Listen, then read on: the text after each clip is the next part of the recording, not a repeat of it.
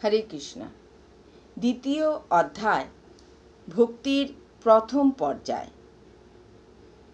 শ্রীল রূপ গোস্বামী ভক্তি রসামৃত সিন্ধু গ্রন্থে ভগবত ভক্তিকে 3টি শ্রেণীতে বিভক্ত করেছেন: সাধন ভক্তি, ভাব ভক্তি এবং প্রেম ভক্তি।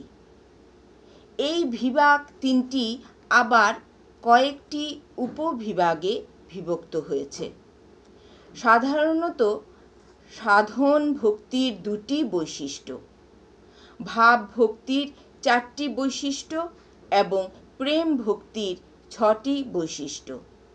শ্রীল রূপ গোস্বামী পরবর্তী অধ্যায়ে এই সমস্ত বৈশিষ্ট্যগুলি বিশ্লেষণ করবেন।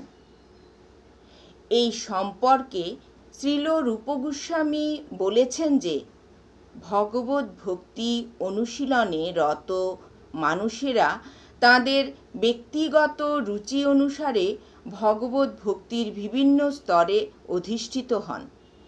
তিনি বলেছেন যে ভক্তির সাধন পূর্ব জীবনের সাধনার অনুবর্তী রূপে ক্রমান্বয়ে চলতে থাকে। পূর্ব জীবনে যোগাযোগ না থাকলে ভগবত ভক্তি সাধনে ব্রতী হওয়া যায় না। উদাহরণ স্বরূপে বলা যায়, কেউ যদি এই জীবনে কিছুটা ভগবত ভক্তি অনুশীলন করে থাকেন, তার সাধনা পূর্ণ না হলেও যতটুকু অনুশীলন তিনি করেছেন তা ব্যর্থ হবে না। পরবর্তী জীবনে তিনি যখন আবার ভক্তির অনুশীলন করা শুরু করবেন, তখন পূর্ব জীবনে যে স্তরে তিনি শেষ করেছিলেন তারপর থেকে শুরু করবেন। এইভাবে ভক্তির সাধন নিরন্তর চলতে থাকে। কিন্তু কারো যদি এই রকম পূর্বলব্ধ সাধন না থাকে এবং অকস্মাৎ কোনো শুদ্ধ ভক্তের উপদেশে রুচি হওয়ার ফলে ভক্তিমার্গ অঙ্গীকার করেন, তবে তিনিও এই পথে উন্নতি সাধন করতে পারেন। ভগবদ গীতা এবং শ্রীমদ্ ভাগবত প্রমুখ শাস্ত্রগ্রন্থের তত্ত্ব উপলব্ধি করার প্রতি যাদের স্বাভাবিক রুচি রয়েছে, তারা মনোধর্মী দার্শনিক এবং তার্কিকদের থেকে অনেক সহজে ভক্তি মার্গ অবলম্বন করতে পারেন।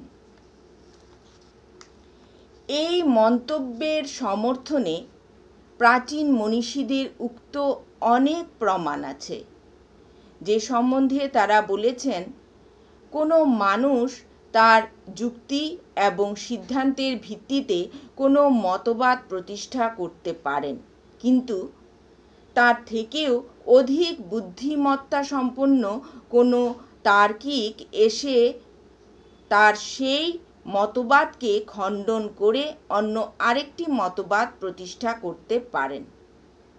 এইভাবে তর্কের মাধ্যমে কখনোই যথার্থ সিদ্ধান্তে উপনীত হওয়া যায় না। তাই শ্রীমদ্ ভাগবতে মহাজনদের পদাঙ্ক অনুসরণ করার নির্দেশ দেওয়া হয়েছে।